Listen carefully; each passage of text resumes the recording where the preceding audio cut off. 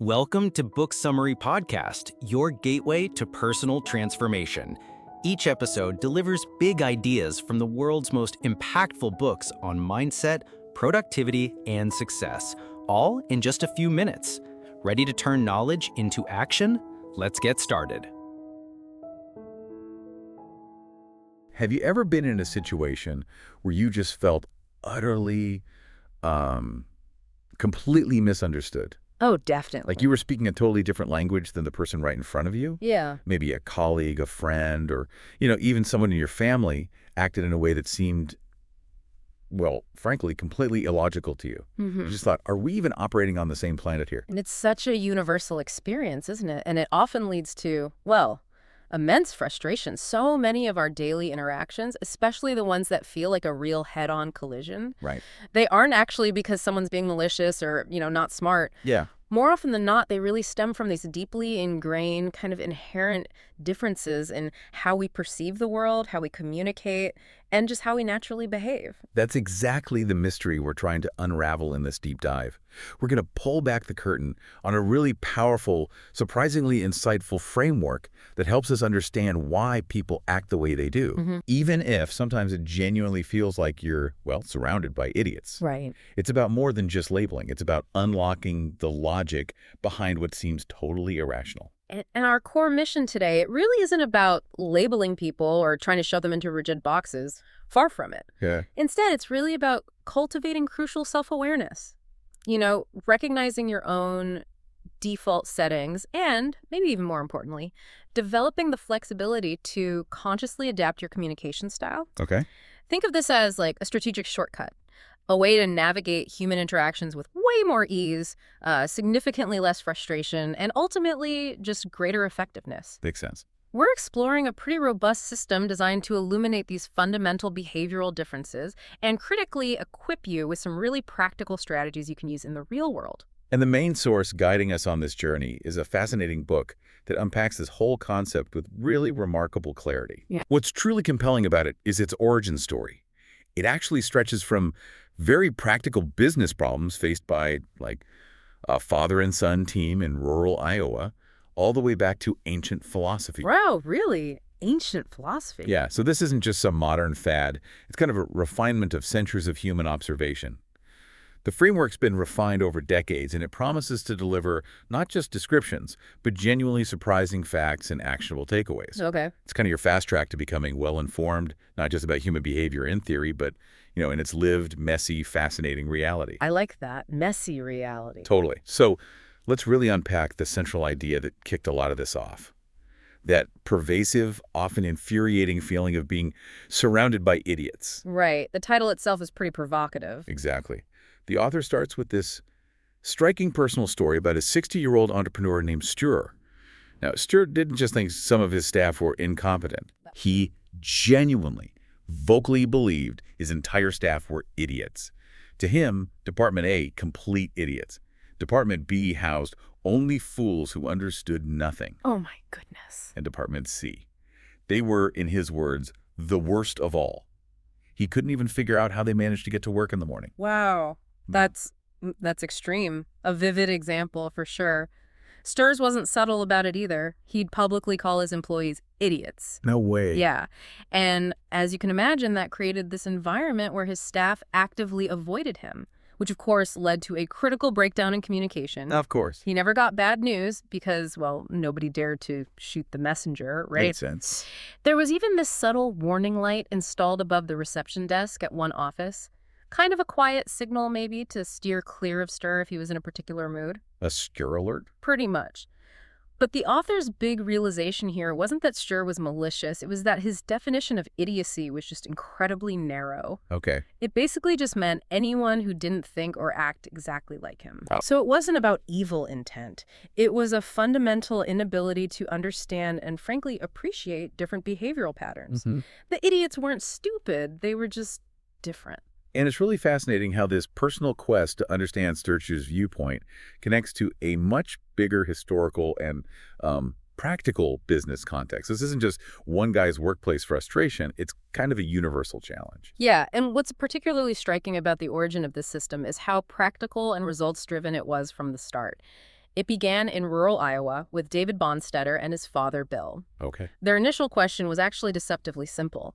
Could an agricultural salesperson sell more seed just by looking at a farm? Just by looking. How? Well, Bill Bonnstetter took principles from William Moulton Marston's pioneering 1928 book, Emotions of Normal People, and applied them to what they called buyer profile blending. Buyer profile blending. Yeah, imagine this. Bill would analyze a farm's layout, its condition, the farmer's practices, and then deduce their likely personality type based on these visible cues. He'd then tell his salespeople, see those pristine driveways and neat groves? That farmer's likely a blue focus on details, reliability. See the new experimental livestock and buildings. You're probably looking at a red talk about innovation results. Wow. So it was about tailoring the pitch based on visual clues about personality. Exactly. It was all about giving salespeople a concrete, actionable way to understand their customers' underlying preferences and adapt their approach to sell more effectively. Very practical. So it really came out of a very tangible, immediate problem in sales, a direct need for better human connection and influence. Precisely. And David Bonnstetter, the son, identified himself as having a red-blue nature, that blend of drive and analytical thinking. Right. He studied accounting and computer science, and that background turned out to be invaluable. He teamed up with his father, merging his software development skills with his dad's deep insights into human behavior. The tech angle. Yeah. This partnership led to them creating a pretty sophisticated software system. It could generate detailed 24-page human behavior reports initially distributed on floppy disks. Floppy disks. That takes me back. Doesn't it? But this was a total game changer, a multiplying factor, as they called it, that let them share these insights with way more people than ever before. And together, they officially founded TTI Success Insights in 1984, laying the groundwork for the system we're talking about today. And that rich history brings us right to the framework itself, the one we're using in this deep dive. DISC, or in this book's specific version, the DISA method. Right, slight variation. DISC stands for dominance, influence, steadiness, and conscientiousness. The author here uses DISA, slightly tweaking the S and C to dominance, inducement inspiration, submission stability, and analytic ability compliance. But the key thing to grasp is that each of these main behavior types gets linked to a specific color: red, yellow, green, and blue. Yeah, and it's really vital to frame this using the toolbox analogy the author uses so well. Okay, the toolbox. Behavior patterns are like a toolbox. All types are needed. Depending on the occasion, a tool can sometimes be right and sometimes be wrong. Right. A 30-pound sledgehammer is great for tearing down walls, but it's hardly the thing if you want to hang a picture in the foyer. Good point. It's not just a cute metaphor, it's a really profound way to reframe things. It means differences aren't flaws, they're functional. Every color, every style has unique strengths and situations where it shines. So the goal isn't to be one specific color. Exactly. It's about understanding which tool works best for which task, and maybe even learning how to use different tools when the situation calls for it. Flexibility. Which leads to a crucial point, a caveat really. No system, no matter how insightful, is perfect. Yep. As the author admits, people are not Excel spreadsheets. Too true. We can't calculate everything. We're way too intricate to be described in full. So the real goal here isn't to perfectly define every human nuance or create some rigid classification. Right. It's more about getting a basic understanding of general patterns that helps us avoid, as the author puts it, blatant blunders in how we communicate and interact. Yeah, it's about recognizing tendencies, making more informed guesses about how others might react, and just dramatically increasing your chances of actually connecting effectively. Yeah. Avoiding those big misunderstandings. Okay, that makes a lot of sense. And what's really fascinating here, the kind of foundational principle under all of this, is a seemingly simple but really powerful truth. Communication happens on the listener's terms. On the listener's terms. It's not just a suggestion, it's a fundamental reality of how we interact. Every single word you say, every gesture, every message you try to send, it doesn't get received raw. Yeah. It gets filtered, interpreted, often subtly or sometimes dramatically reshaped by the listener's own unique frames of reference, biases, and preconceived ideas. So my message almost never gets through exactly as I intended. Rarely. It can be perceived totally differently than you ever imagined, which is a powerful realization, isn't it? Yeah, it really is. It means you have surprisingly little control over what the listener ultimately understands or how they process your message. You can't just, force understanding. Exactly. You can't knock sense into someone. So the big implication is this. Since you can't fundamentally change how the listener functions internally, to be truly effective, you have to adjust yourself to how others prefer to be treated and communicated with. Ah, okay.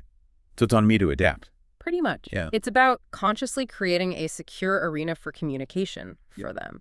So their energy goes into understanding your actual message, not reacting to or resisting how you're communicating. It's like strategic empathy. Strategic empathy. I like that. It's not manipulation then. No, not at all. It's about being flexible, Yeah. intentionally varying your style to resonate with the person you're trying to reach, meeting people where they are. And this leads to what the author calls the minority rule for most of us. The minority rule. Yeah, no matter what kind of behavior you have, the majority of people around you will function differently from you. That's a stark truth, right? It really is. You just can't operate only based on your own preferences and expect everyone to get you or for things to go smoothly. Think about it. The only times you can truly just be yourself without any conscious adapting is when you're completely alone. Right. Or when everyone else in the room happens to be exactly like you, which is rare. Very rare. So in pretty much any other situation, which is most of life, it becomes incredibly useful to understand how you're perceived and, crucially, to learn how other people naturally function. Which brings up an important question about our own behavior. What's the difference between our core, innate personality and the behavior we show, the moderated behavior? Good question. The book offers a kind of formula. Behavior include F, P says F. P times S. Yeah, behavior is a function of personality and surrounding factors. So what others mostly see is your moderated behavior. The author calls it the mask you wear to fit into a given situation. The mask. Okay, we all wear different masks, right? One for work, maybe another for home, maybe one for the in-laws. Definitely. The real power comes from understanding what's beneath that mask, both for yourself and for others. All right, let's really unpack this now, moving from the foundations to the actual colors, starting with the compelling reds. Okay, red? The book links them to the choleric temperament from Hippocrates way back when. They're described as inherently bold, ambitious, intensely driven. And one of the defining things is they rarely, if ever, try to hide who they are or what they want. They're like an open book of determination. They really are distinctive. And at their core, reds are driven by competition. They have this insatiable desire to challenge and compete. Winning isn't just nice, it's what truly energizes them. So the competition itself is the key thing. Often, yeah. The specific what isn't always as important as the act of competing, and more importantly, that visceral feeling of winning. You see this play out in some funny everyday ways, right? Like Pele, the author's old neighbor. Yes, the gardener. Exactly. Pele didn't even like gardening. But when he heard people complimenting the author's garden, he immediately launched into all these projects with just one goal, to totally outdo his neighbor. Just pure competition. Totally. The author realized all he had to do to keep Pele digging was casually mention buying more plants, and Pele would be off to the garden center like a shot. That's classic Red. And it's also clear in that Red CEO who played company soccer. He didn't just play. He basically flattened anyone in his path because, as he bluntly said, tournaments are competitions, and if you compete, you're in it to win. Doesn't matter if it's soccer or even a memory game with his 5-year-old. He admitted to subtly intimidating his kids because, for him, that drive to win just takes over. It's not usually malicious. They're just wired to win. Another defining Red trait is their absolute focus on speed and efficiency. For Reds, quick is the same as good. It gets results. They have this almost physical impatience with sluggishness or anything that delays things. If a meeting drags, they'll often just interrupt, asking why it's taking so long. Like, it's only a few million. How hard can it be? Exactly. They think quickly and move on way before others have even processed all the details. That perfectly captures Bjorn, another CEO the author talks about. For him, nothing could move fast enough. The 8-second phone call guy. That's the one. Bjorn called the author, asked, "Were you looking for me?" Heard no, and just hung up. 8 seconds flat. Wow. He genuinely saw no point wasting time on pleasantries once the information was exchanged. He could apparently squeeze an email, a phone call, and meeting minutes into a 5-minute gap. Incredible efficiency, or perceived efficiency. Right. It's his deep aversion to inactivity.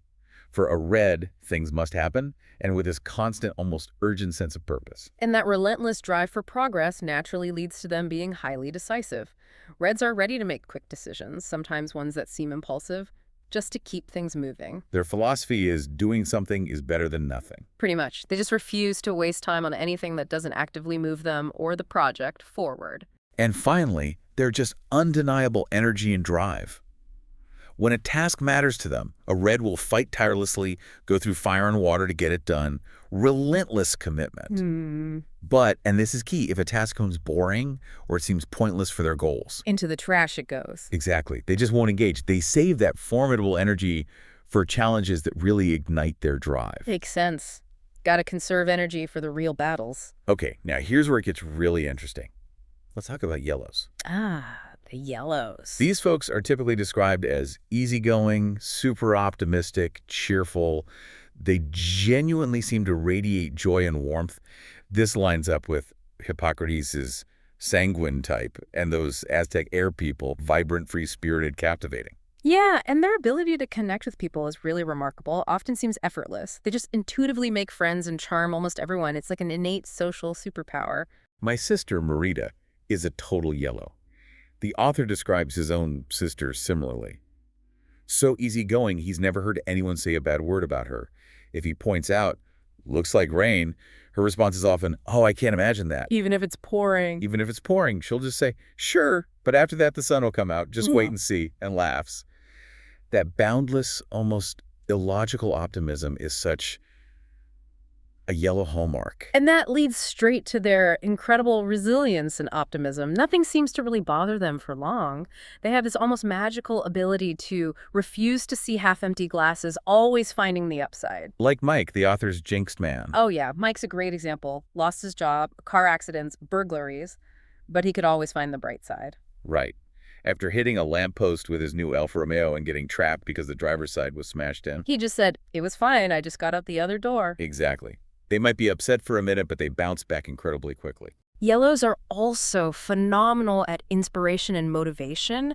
They have this uncanny knack for getting people to achieve amazing things just by closing their eyes to anything negative. Like Marianne, the sales director. She had such a powerful influence, she could almost literally inspire her sales team to jump out the window from the 5th floor if she asked. She just presented everything as simple, achievable, boosting people's confidence to incredible levels. Wow. Their creativity and ability to generate tons of new ideas are also huge strengths. They think easily in vivid images and have the courage to just try new things. So if you need fresh ideas, find a yellow. Definitely.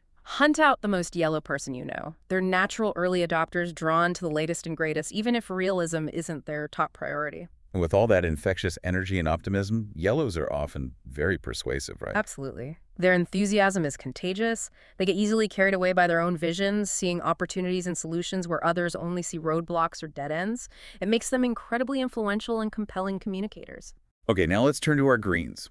Often called the most common color, maybe 45% of people. Yeah, a significant chunk. The book describes them as calm, leisurely, inherently easygoing, kind of the average of all colors, balancing the extremes. Hippocrates called them phlegmatic, and the Aztecs had their earth people stable, harmonious. And their core strength is definitely cooperation and support. Greens are incredibly accommodating. They genuinely try to fit in and keep the group cohesive. They'll go to great lengths to avoid offending people, and typically don't talk back to authority, at least not directly or confrontationally. They're the friends who are always ready to help out. This sounds exactly like Masha, the young woman the author worked with.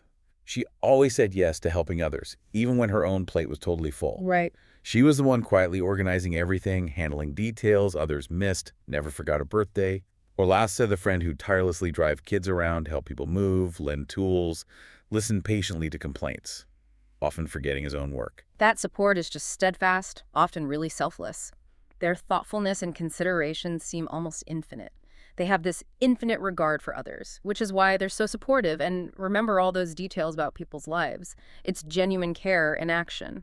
And they provide that crucial stability in any group, right? Greens are often the calm, grounding presence. Exactly. Ideal for calming down confused yellows who might be spiraling with ideas or gently warming up blues who can seem a bit cold or distant. They're the emotional ballast. Patience is another big one. Greens are often remarkably patient, especially with slow, gradual change. This can be a huge strength, allowing for steady progress, but as we'll get into, it can also be a challenge. And finally, greens are naturally amazing listeners. Yes. Helena, the green seller the author coached, proves this perfectly. She won over a notoriously tough CEO just by listening to him talk about his vintage car for a whole hour. Just listened. Just listened. Didn't interrupt. Didn't give advice. The result. He signed the sales agreement before the food even arrived. That's the underestimated but really profound power of green listening. It builds trust and connection. Wow. Okay, and finally, our blues. The fascinating folks who seem to keep meticulous track of absolutely everything. The analysts. Reserved, analytical, deeply detail-oriented. Hippocrates' melancholic type. The Aztecs' water people. Quiet, observant, valuing security and precision. Not ones to make a fuss. Their work often speaks for itself. You can often spot a blues home. Everything meticulously organized, labels on hooks, dinner menus planned weeks ahead, tools perfectly arranged. Like the DIY guy wiping down IKEA parts and counting screws before starting. Exactly. It's not just neatness, it's a deep commitment to order and precision. They're essentially realists, though others might see them as pessimists because they excel at risk assessment and spotting errors. Like the friend correcting Super Bowl stats. Precisely. You're chatting. A red confidently says the Patriots went 11 times. Or a yellow claims they live near Will Smith. Your blue friend will gently, maybe clearing their throat, offer the exact number of appearances or Will Smith's actual hometown. And maybe add coin toss stats for good measure. Might even do that. Unasked, but delivered with total precision. They just can't ignore inaccuracies. Accuracy and quality are absolutely paramount for blues. A blue would rather burn the midnight oil checking all the facts than miss the slightest detail. Like the author's father, the construction engineer. Perfect example. Measuring a gravel pile and insisting on an incline of exactly 1 centimeter per meter because... This is so in the book. Exactly. For a blue, roughly 1 centimeter isn't just a bit off, it's a potential catastrophe. It's wrong. But despite all this knowledge and precision, blues are often modest, unassuming. Very much so. They genuinely don't feel the need to toot their own horn. They often know the answer, but will patiently wait to be asked directly. Like the blue who waited 2 hours in a meeting before revealing the solution. Yeah, and just said, well, you never ask. For a blue, it's usually enough that they know who knows best. External validation isn't the main driver. Logic and rational thinking are key for them. Revered even. It's a conscious effort. Out with all the feelings as much as possible and in with logic. Rational arguments, data, that's what drives their decisions. And they're sharp observers. Incredibly sharp. They're inherently observers, spectators, more than central characters. They quietly process and record everything, even if they don't say much. This feeds their analytical precision. And finally, their honesty is unwavering. The author's engineer father again pointing out all the flaws when selling a house because, as an honorable and honest person, he couldn't hide defects. He was fine making less profit if it meant acting with complete integrity. For blue, truth and accuracy often trump immediate gain. Okay, let's really connect this to the bigger picture now. Even these profound strengths, in the wrong situation or taken too far, can become pretty significant weaknesses, right? The flip side of the coin. Exactly. For reds, their formidable personality and a relentless drive, while super effective sometimes, can be seen quite negatively by others. What a red sees as just being efficient can easily come across to others as impatience, arrogance, or even belligerence. Precisely. They're often perceived as unyielding, aggressive, controlling, dictatorial, sometimes even tyrannical. Think about the CEO intimidating 5-year-olds in a memory game because he had to win. Right. Or Bjorn driving in the bus lane for 20 miles, genuinely thinking the rules didn't apply to his urgent needs. These things show how that intense drive can really upset or alienate people. And their honesty can be brutal. Totally. Ask for an honest opinion on your project. A red might just say it's awful, then move on. From their view, they just did what you asked, gave an honest opinion. No sugarcoating. This often leads to that need for control. Yeah, very much so. Reds genuinely believe they know the best way, the fastest way, so they often feel they have to keep tabs on others to make sure things are done right. Like the middle manager who delegated tasks, then did them herself before the deadline, and then criticized the employee for being slow. Classic red behavior. It can leave others feeling micromanaged, distrusted, and ultimately just stifled. So how do the great strengths of our yellow friends sometimes become their biggest issues? Well, yellows, despite being so easygoing and optimistic, can sometimes come across as unaware, careless, self-centered, and often, frankly, just talking way too much, dominating conversations. Why is that? The core reason is pretty simple. They don't want to listen. They want to talk. Their conversations often circle back to themselves. They tend to interrupt and often unconsciously steer the topic back to their own experiences or ideas. Like Peter, the sales manager, speaking for nearly 70% of a meeting when he only had one agenda item. Perfect example. Or Gustav at the conference, confidently answering all questions, often spewing nonsense, and constantly leaning into the speaker space, needing quick feedback intervention because he just dominated without realizing it. Right. And they can forget details and miss appointments because... Because, as the author says, once his mind has finished the task, he doesn't go backwards, he goes forward. They have this amazing ability to just repress unpleasant details. Like being 25 minutes late for a 90-minute dinner, but claiming later they were only a few minutes late. Exactly. They genuinely believe it sometimes. Okay. And then there's what can feel like the me factor. Yellows often have strong egos and this powerful, almost childlike need for attention. They tend to throw themselves into the center of everything, genuinely thinking they can express anything better, more vividly, or more entertainingly than anyone else, which can be charming at first, but that constant need for the spotlight can get exhausting for others. This brings up an important question. What about the challenges facing our greens? Their accommodating nature, while a strength, can cause problems too, right? Definitely. Greens are often perceived as resistant to change, maybe stubbornly unconcerned, indifferent, passive-aggressive, indecisive, lacking initiative, sometimes gullible, and prone to sulking. Wow, that's quite a list. Yeah. Why? It mostly stems from their deep aversion to conflict. This makes them reluctant to take clear, assertive stances. Instead of a direct, "that's impossible," they might soften it to, "it appears that there are a few challenges in delivering that." Trying to avoid the friction. Exactly. And when frustration builds, they often turn frustration inwards and feel awful so that everyone notices it, rather than directly addressing the issue or confronting the person causing it. Like the young man who wouldn't change his mind, even about facts, if a trusted friend told him otherwise. That loyalty turning into stubbornness. A great illustration of that pig-headedness, yeah. Yeah. Or the boss frustrated by green middle managers who just couldn't think of anything worth getting involved in, lacking that proactive spark. Or Christopher calling on a Sunday morning, talking about boilers for 15 minutes before finally admitting he was locked out in the cold. That inability to just ask for help directly. Classic green trait. Their resistance to change is also a huge stumbling block. You hear phrases like, "I know what I have, but not what I'll get. It was better before. I've never done this before. The grass isn't always greener." Right. Like Elizabeth's mother getting flustered by a change of plans, even though it meant less work for her. Exactly. It shows that deep discomfort with disruption, even if it's beneficial. And for our blues, how does that admirable perfectionism sometimes go too far and create problems? Well, blues can be perceived as evasive, defensive, overly fussy, obsessively meticulous, hesitant, conservative, lacking independence, constantly questioning, suspicious, tedious, aloof, cold-hearted, overly critical, and pessimistic. Another long list. It is. Their meticulousness, driven by a desire for quality, can easily lead to endless planning without action. The author warns, never place too many blues in the same group. They'll plan into the next century without ever putting a shovel to the ground. The analysis becomes the point. Sometimes, yeah. The process can be more interesting to them than the execution. They also tend to criticize without fully realizing the emotional impact. Like the blue friend correcting stats at the wrong time, unasked. Exactly. It's not malicious, but it shows their inability to ignore perceived flaws.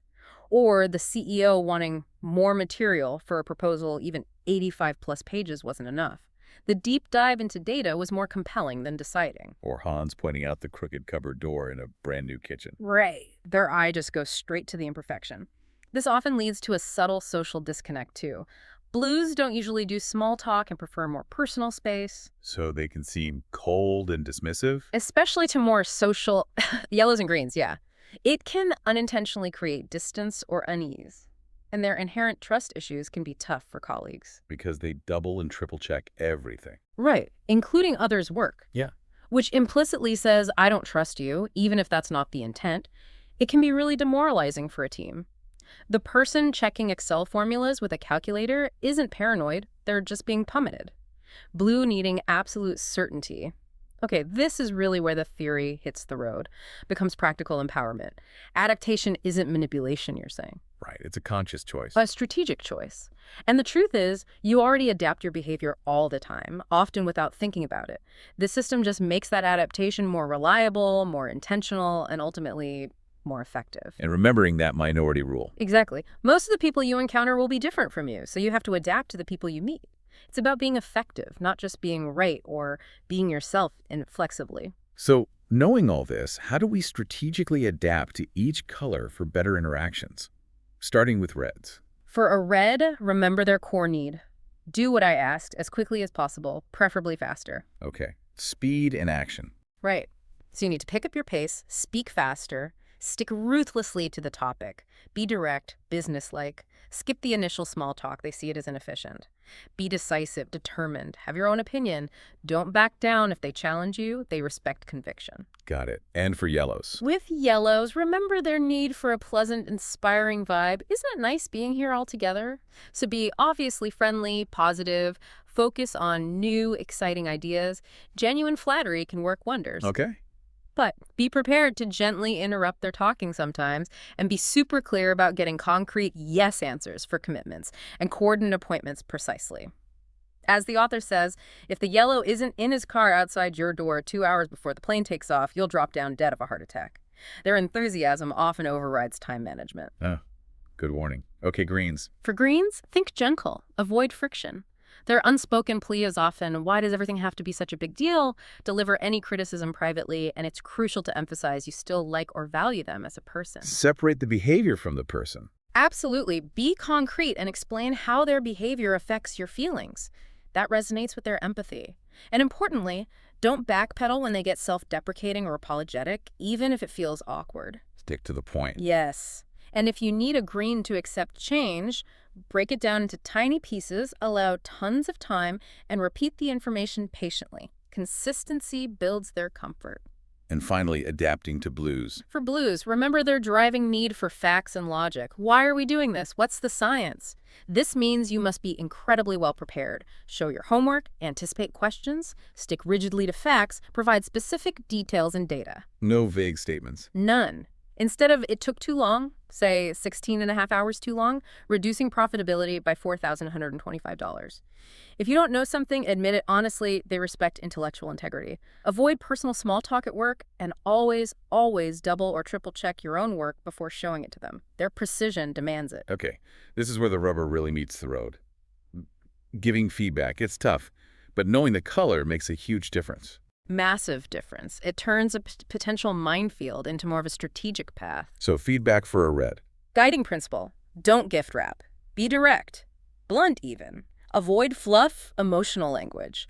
Focus only on objective facts and the measurable impact of their actions, not how you feel about it. Appeal to results. Exactly. And their ego. Frame it as a critical factor in creating total dominance or achieving a specific goal. But be ready for war. Their anger and arguments can be intense. Don't get drawn in, stay calm, firm, and crucially, make them repeat agreed actions to ensure they actually commit. Like telling the sales director his impatience wasn't just hurting feelings, but actually hurting sales figures. Precisely. That hits their red priority. Okay, so what about delivering feedback to our yellow friends? Rule of thumb, make an agenda, follow it. Prepare concrete examples of the behavior. Anticipate their objections. They'll likely be charmingly dismissive. You'll almost certainly need to gently interrupt their rambling or attempts to redirect. Explain exactly how their behavior, stress behavior, not them, negatively affects others. And you absolutely must explicitly say, I don't dislike you, only this behavior. Prepare for the martyr complex. Definitely. Nobody likes me anyway. Genuine flattery, used well, helps them listen. And the good news, they tend to have short memories for hard feelings because they repress unpleasant stuff. Like Jan, the entertainer, time talking 50% at dinner, denying it, then shifting to, my stories are boring. Focus on the action. Exactly. Focus on the action. This raises a key point. What about the greens when receiving feedback? It sounds tricky. It requires real care. Your mantra, think twice before you do.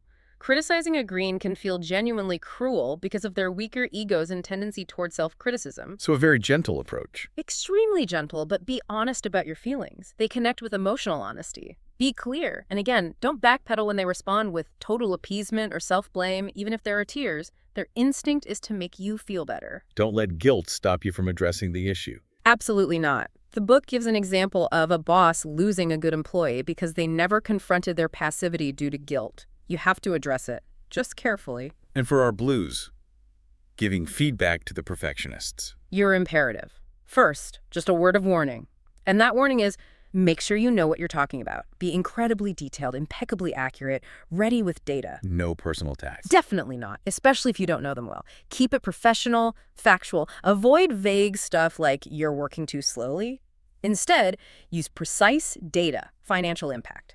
This took X hours too long, costing Y dollars. And be ready for them to dissect your points. Logically, yes. They'll pick it apart. They might intellectually agree, but they won't truly take the message to heart unless it holds up under their rigorous logical scrutiny. Okay, so knowing how these individual colors operate, how do they actually get along when mixed together? What are the dynamics?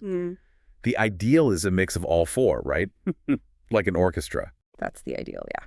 A balanced mix where strengths cover weaknesses, creating the best dynamic. Some pairings work particularly well together. Like red and blue. Yeah, that can be a really effective duo. The red makes quick decisions, the blue ensures quality and accuracy, drive plus precision. Very powerful. What about red and yellow? They both tend to shoot from the hip, move forward fast, high energy, both very verbal, they set a quick pace. Their focus might differ, red on winning, yellow on novelty, but their action-oriented styles can really propel things forward. And yellow and green, they seem quite different. Surprisingly, they often find each other interesting. The yellow loves to talk, express ideas, and the green is a natural, patient listener, creates an easy flow. Plus, greens are great at calming down the more excitable yellows, helping them stay grounded. And green and blue, the introverts. They can work very harmoniously. Both tend to focus on the task. The green brings accommodation and steadiness. The blue brings thoroughness and detail. It's a quiet but often incredibly productive partnership focused on quality and consistency. This naturally leads to, what happens when the mix isn't ideal? When the styles clash, red and green, for instance. That can be challenging. Reds often get critical of greens' perceived slowness or moaning. Greens can see reds as aggressive or abrupt, but greens' accommodating nature often means reds can still give orders, and greens, maybe grumbling internally, will usually follow them. It works, but often with tension. But the author calls yellow and blue the greatest challenge of all. Often, yes. Picture it. Yellows dive in without reading instructions, talking excitedly. Blues meticulously read everything, research, analyze, saying little. Total opposites in approach. Exactly. Creates friction from the outset. Their fundamental ways of processing and acting are just diametrically opposed. The key solution, the author stresses, is self-awareness. Most people aren't pure single colors anyway. Only about 5% are. Roughly 80% are a mix of two, the rest maybe three. So understanding your own blend is the vital first step. Okay, here's where it gets really juicy. Moving from theory to a classic real-world example. The company party anecdote. The bank branch party, yes. So imagine, a vibrant yellow advisor suggests a party. The driven red director quickly proves morale boost. The accommodating green colleagues agree to sort out transport. The meticulous blue credit manager immediately starts worrying about logistics. Cars, taxis, bus. Predictable blue. Totally. And being classic yellow, the advisor who suggested it double books himself and doesn't even show up. Oh no, classic yellow follow-through sometimes. But the real insights came at the party, right? Especially with alcohol involved. Exactly. The usually jovial, positive yellow salespeople, they became moody, philosophical, talking about resigning. Wow, total flip. And the normally silent blue credit manager, suddenly dancing on tables, telling dirty jokes. It was as if yellows and the blues had completely switched personalities, suppressed traits coming out. Fascinating. And the others? The stern red bank director, maybe a bit tipsy, vaguely tells the greens he's not a horrible person and they don't need to be afraid of him. Uncharacteristic vulnerability. And the greens, emboldened by drinks, they give the red boss a proper dressing down, airing all their stored-up irritation, reminding him they'll still be there when he's gone. Whoa. The quiet ones strike back. The author notes, even the reds and the greens had changed behavior in some strange way. It was this chaotic revealing of hidden sides. But the key is the morning after, right? Exactly. Back at the office, everyone reverted. Yellow's joking, blue guy silent, boss glowering, green's quiet. Order was restored. It really shows that while things like alcohol can lower inhibitions and reveal stuff, those core patterns often reassert themselves pretty quickly. Deep-seated preferences. Another great real-world illustration, this time task-focused, is the telecom team project. Managers profiled by color, put into single-color groups, given an hour to solve a problem needing cooperation. Right, the focus was on how they worked, not just the result. So, the red group, immediate noise, arguing, one working totally alone. But when asked, peachy, almost done. Despite the chaos, they finished in 30 months, solved the wrong problem, but presented triumphantly, convinced they'd won. Speed and declaring victory, even if wrong. Classic red outcome. The yellow group, energetic, lively, charming. Joking, doodling, checking email, their presentation. Super entertaining, brilliantly hiding they hadn't solved the task. Got applause for high entertainment value. Performance over substance sometimes. The yellow way. The green group, stark contrast. Quiet, anxious. No one took charge. Low-key discussions. One spoke softly to the whiteboard. Looked nervous, like they had stomach aches. Presented no solution. Paralyzed by avoiding conflict or being wrong. That aversion to decisive action under pressure? And the blue group, absurdly quiet, meticulous deliberation. Focused first on grammar and sentence structure in the instructions. Took way too long, never reached a solution, asked for more time, which led to chaos, as other groups, especially Reds, called them idiots. Analysis paralysis. These really show how strengths, unchecked or in the wrong context, become weaknesses, especially when different styles clash without understanding. So beyond words, what does this mean for how we physically look to others? Body language carries huge weight, right? Yeah. 700,000 signals versus maybe 5,000 common words. That's the estimate. Yeah, it's massive. Your posture, gaze, facial expressions, hands, personal space all send powerful, often unconscious messages about your style. Like posture, relaxed means confidence. Shrunken means resignation. Erect means dominance. Generally, yeah. Gaze to shifty eyes suggest wanting out. Steady contact implies presence. Head nods, sakes, leaning, eyebrows, handshakes, clenched fists, personal territory. It all communicates. So let's look through the color lens, red body language. Distinctive, assertive. Often keep physical distance, powerful handshake, sometimes gripping harder to show who's in charge. Lean forward aggressively, direct eye contact. Limited but controlling gestures like pointing palm down. Brisk pace, often disregarding others. Grim face in business, reserved smile. Yellow body language. Animated explosion, constant motion, expansive open gestures, arms wide, strong voice, lots of tone variation. Fast pace, sometimes tripping over words when excited, just uncontrolled, bubbly energy radiating outwards. Green body language. Slower, more measured, leisurely pace. They'll slow down to keep group harmony, tend to lean back when unsure, avoid the spotlight, prefer blending in. It all communicates wanting harmony, avoiding offense. And blue body language. You said they almost don't have any. Or very little to interpret outwardly, yeah. Often perfectly still, minimal expression. Can deliver dramatic news with a flat face, emotions are internal. Need large personal space. Adopt closed posture, crossed arms, legs if crowded. Limited gestures. Direct eye contact, which can feel intense. Restrained, subdued voice, little variation. Slow pace because speed is of no interest, accuracy is everything. This even extends to writing. Emails reveal personality. Absolutely. Connect this to the bigger picture. Even a short email shows clues. The preferences leak into syntax, tone. So a red email. Short, concise, abrupt. Maybe capital letters for emphasis. Be punctual. Goal is clarity, efficiency. To adapt. Reply instantly. Be just as brief. Okay. Shows you got it. Yellow email.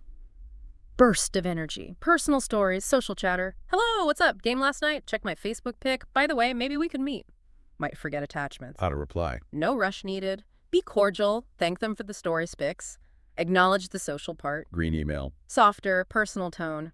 Polished to avoid controversy. Very considerate. Just wanted to remind you about the meeting. Hope it still works. I'll bring homemade cinnamon buns. Adapting. Be personal, benign, express thanks. Don't project stress onto them when you meet. Keep it calm. And a blue email. Factual, zero personal touch.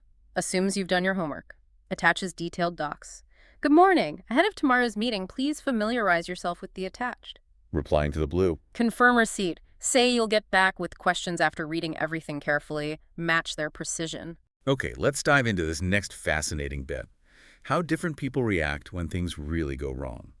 Temperament under pressure.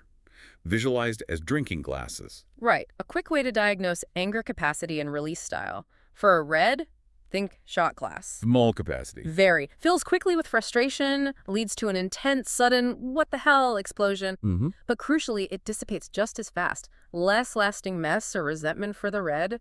Quick outburst, then it's over for them. Yellow temperament. Like an everyday drinking glass. Holds more, you can see the emotion rising. When it overflows, it's messier, affects more around them. Yellows are very expressive when angry, intense gaze, gestures, loud voice. But because they repress bad memories, they don't usually hold grudges long. Forget the cause quickly. The green. A beer barrel. Exactly. They store anger, frustration inside, often lacking assertive tools to release it safely. Beware, the fury of a patient man is perfect. When their barrel finally overflows, it's huge.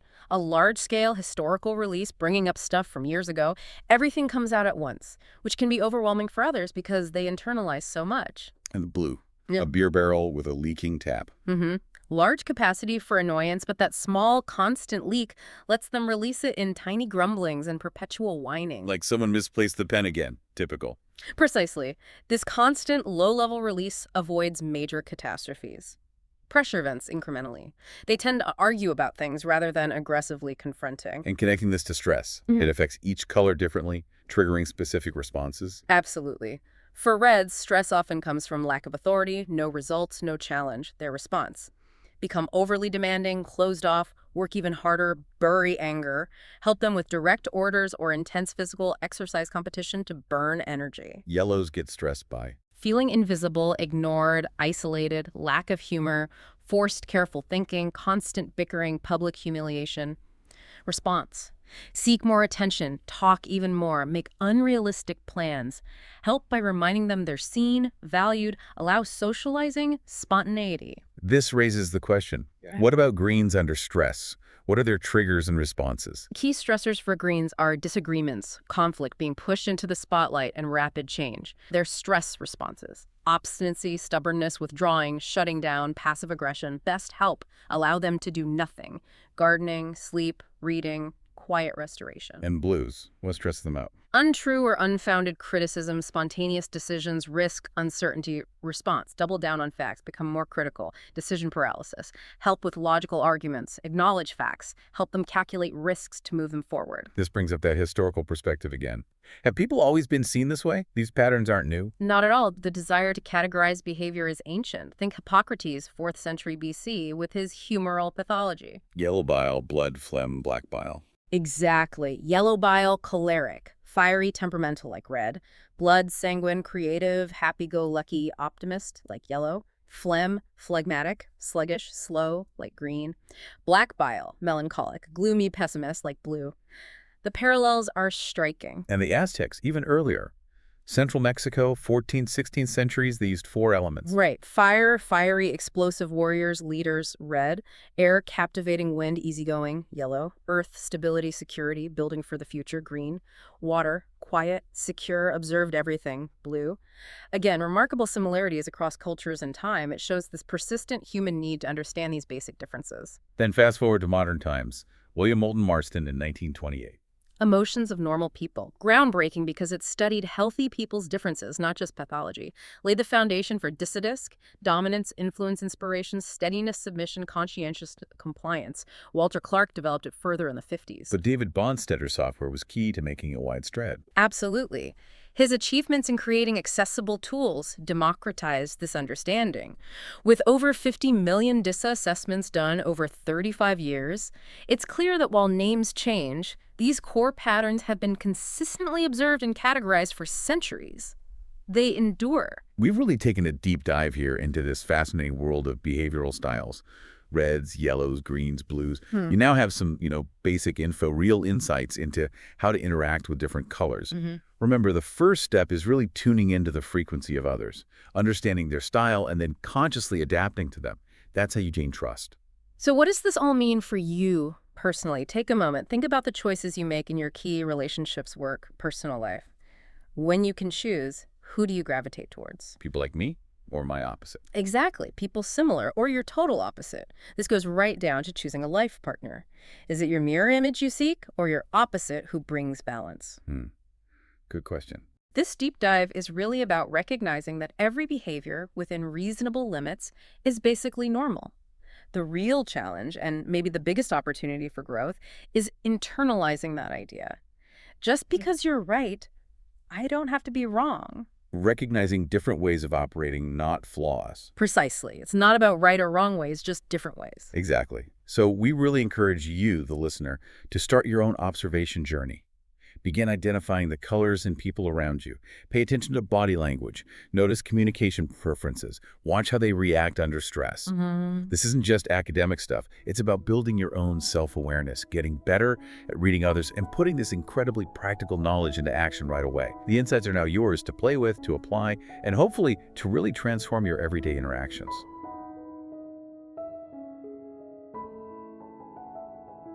Thanks for tuning in to the Book Summary Podcast.